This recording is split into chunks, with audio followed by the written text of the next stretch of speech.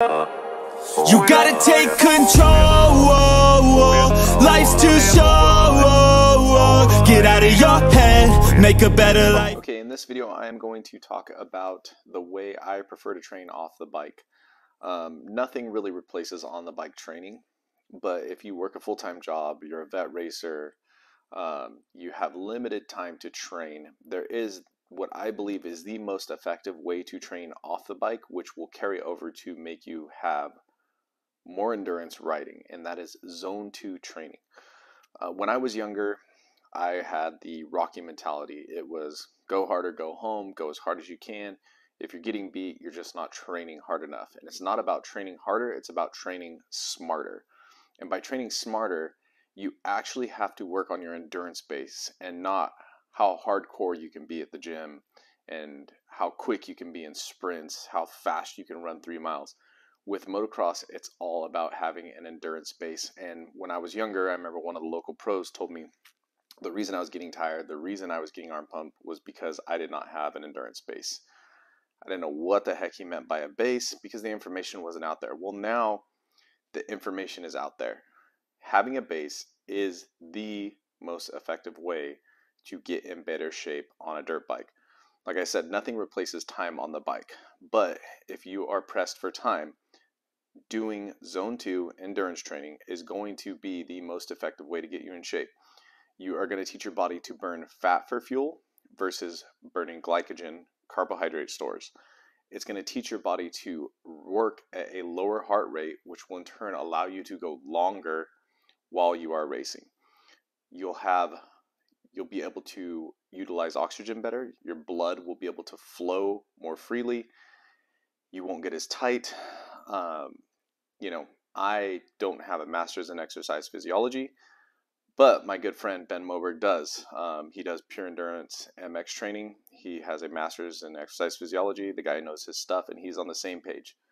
Zone 2 training, or using the Phil Maffetone method, 180 minus your age. So me being 40 years old, 180 minus 40, 140. That's your max heart rate. Do not go over that.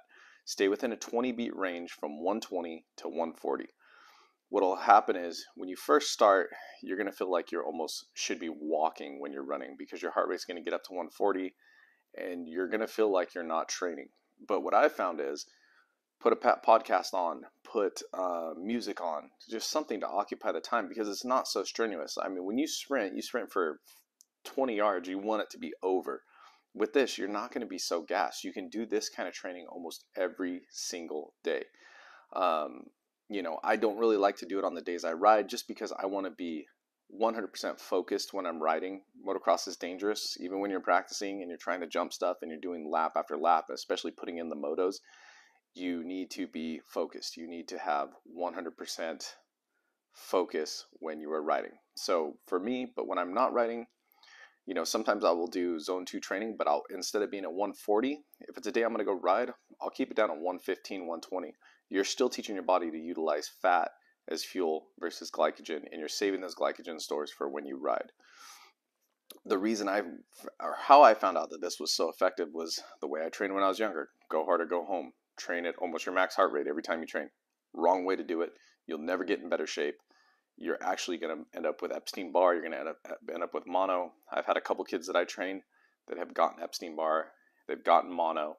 Well, yeah, mono and Epstein-Barr, very kind of similar. And the way they were training was they were just out there pushing their body to the max every time. And I had to get them to rewire themselves and go easy. Another test you can do is if you're doing cardio, make it so you can talk. If you don't have a heart rate monitor where you're the best way is to have a heart rate monitor. But if you can do it and you are able to talk with a friend or carry on a sentence or a conversation, you're in the right zone. You're in the fat burning zone. So that is how I'm going to train. I'm going to keep this documented.